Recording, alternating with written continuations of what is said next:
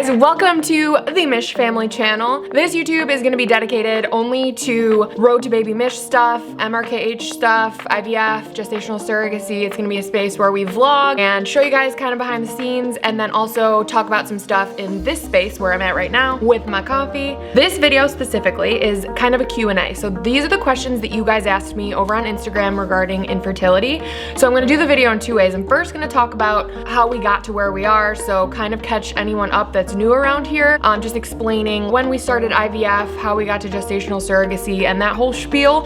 And then the second part of the video, I'm gonna get to all of your questions. All right, so a little coffee time. All right, so how we got to where we are. And I was 15, side note, maybe 16. I think that there's a bunch of interviews out there about my MRKH diagnosis where I say 15 and some say 16. It's literally because I don't remember, because I blocked that part of my life out completely. So I'm like, how old was I? I don't know, 15 or 16, somewhere in there. Okay, so anyways, when I was 15/16, I was diagnosed with MRKH. I had never started my period and my mom was getting worried and she was like, what's going on? And so I don't want this video to be too much about MRKH syndrome, but I was diagnosed at 16 and they basically told me that I would never be able to carry my own baby. I was born without a uterus, AKA the oven for the bun. So anyways, they also couldn't find my ovaries because your ovaries develop at a different time that your uterus does. So since my ovaries had nothing to attach to, which they're usually attached to your uterus, they floated up. But most of the time, they're like higher up in your abdomen. But you have them because you have normal female chromosomes, hormones is the biggest thing, and your hormones come from your ovaries. So that's a key thing here. So I still do have menstrual cycles, but it's just inside my body. Anyways, back when I was diagnosed, the doctors could not find my ovaries. So literally on the chart from the ultrasound that I got when I was 15/16, it says absence of uterus, absence of ovaries. So for I don't even know how many years, I literally didn't think that I had ovaries. And I don't know if this was a miscommunication between the doctor and my parents, and then my parents told me, but it doesn't even make sense because I had normal breast development, which means you have ovaries. And then I didn't really want to find out like where they were in my body until basically ready for that step in my life. So I waited until John and I were married and I was like, all right, let's do it. Like, we want to have kids. Let's go find out where the heck my ovaries are. But we went to University of Michigan. Sure as shit, they found my ovaries, which led them to tell me there is no reason that you could not do IVF. All right, so first round of IVF was in 2016. I believe they retrieved about 30 of my eggs. 12 made it to embryos,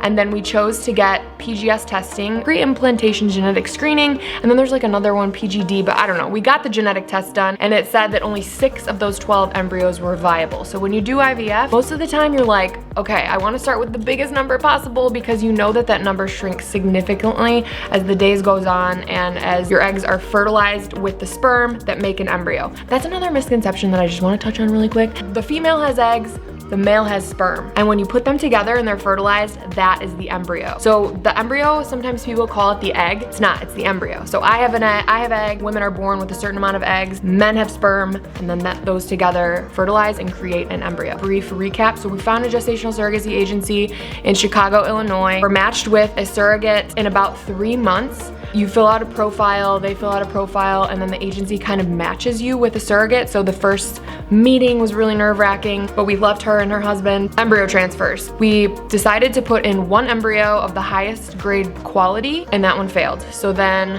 we had to wait another 2-3 months after the holidays, and this is in 2019, and we did it again. So second embryo transfer, and that one was also a fail. So the doctor changed our carrier's protocol a little bit, and the next embryo transfer we did in May of 2019 took. And so our first HCG beta numbers, which is the human, like the pregnancy hormone that detects if you're pregnant in the blood test, it was around 40. So we were like, oh my gosh, the embryo took, this is it. Super excited. And then 2 days later at the blood pregnancy test that follows up to make sure that that number is doubling, it dropped to 0. So I was not expecting that phone call at all. It was a chemical pregnancy. We were about 4 weeks along, super early, but still devastating nonetheless. So this is the third time that we failed with that gestational carrier. We had lost 3 PGS tested normal embryos. Okay, coffee break. Our agency called and we had kind of felt this in our bones already too, and so did our carrier, but we all basically decided that we weren't gonna do another embryo transfer and we were going to part ways. At that point, our agency reached out back to us again and was like, all right, well, we will rematch you with another surrogate for $10,000. And we were like, what the heck? Literally $10,000 for you to scroll through your little Rolodex of women who want to be gestational carriers, love being pregnant. $10,000 to rematch us. Like, that is so crazy. I don't even know. I was just so upset about the whole process. Maybe something was wrong with the embryos when we transferred them from Michigan to Chicago. Well, maybe something happened in the transfer because it's just not making sense that 3 PGS tested embryos didn't take. Like, I literally don't understand. And that's the hardest part about this whole process, is there are no answers. Does your journey to a family baby compare to what you originally thought it would be? No. Oh God, twofold. First of all, I never thought I would have MRKH. I never thought I was born without a uterus. Like, I remember being a little girl playing with baby dolls, putting them in my belly, like, oh my God, I'm gonna be a mom. Yeah, that was scrapped when I was 15, 16, and then MRKH happened and I was born without a uterus. So that sucks. My original thought of me building a family and having a baby does not compare to what I originally spent the first 15 years of my life envisioning it would be. The second answer would be, as the IVF surrogacy process compared to, what does that look like in relation to what I thought it would be like? I thought it would take right away. I had seen a lot of success stories like, oh my gosh, PGS tested normal embryo, boom, takes on first try. No, not always the case. So I feel like that was my biggest whiplash wake-up call. Like, it's not our plan, it's God's plan. I didn't think we would struggle as much as we did, if I'm being completely honest. Basically, I was really bloated, tight, walking over, bending for about 2 days, and then I felt fine. So it was just kind of like uncomfortable stomach pain, and then it went away. All right, next question. How did you ask your family member to be your carrier? How did it come up? What was the conversation like? And just kind of how did you ask? So we didn't ask.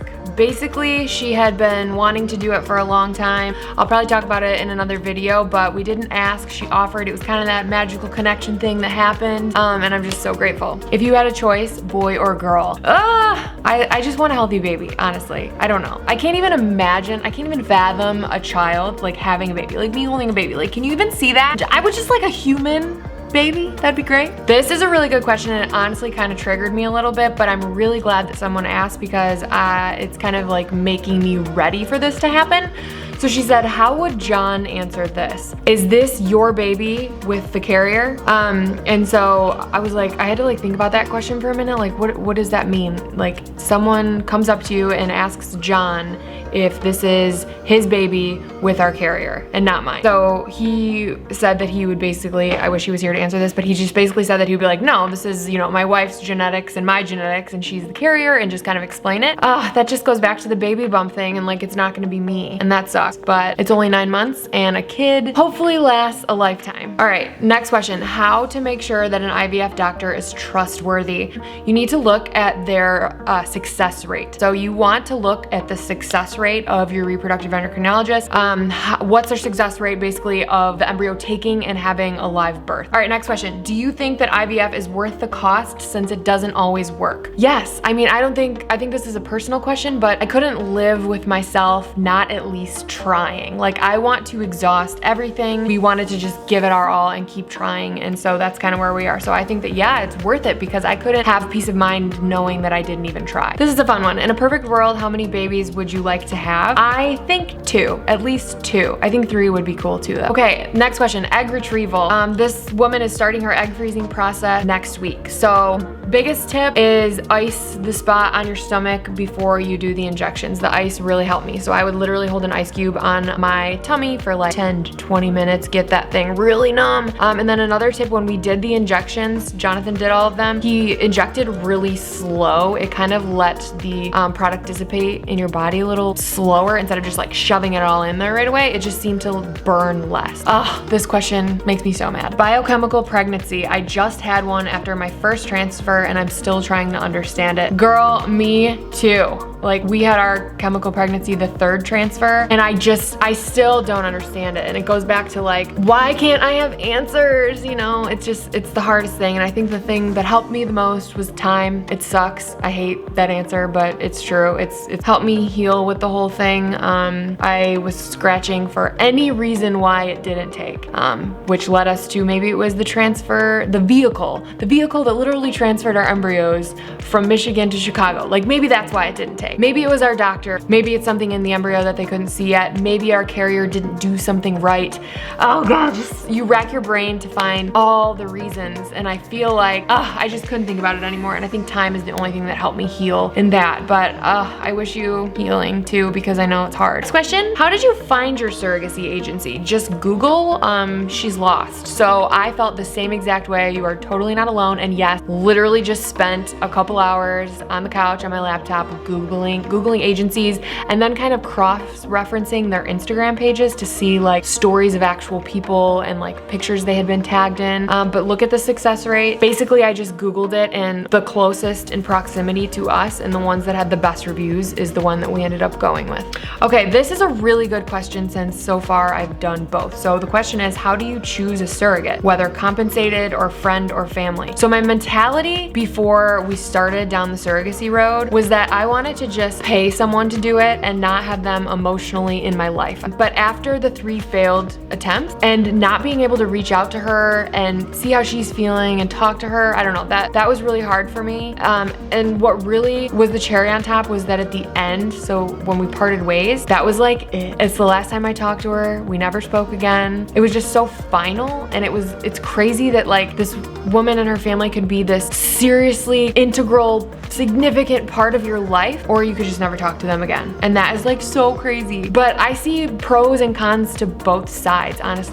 But I will say that the difference this time, because she has family, it's really nice to just be able to like text her and know her, and her family knows my family. And so that's been really nice in the excitement of it all. Like, yeah, it's not like in my body, but our whole family is really supportive. So I think that is really great too. Whereas before it was a stranger and all of the information had to come directly from me if anyone in our family wanted to know. But this time, like, she can talk to my mother-in-law and like she talks to whoever, and that is really cool too, because it's kind of like this big tribe. All right, that's it. I hope that answers some of your questions. If you have any more questions, I can totally do another video like this. Just leave your questions or comments in the box below. And as always, thank you for watching.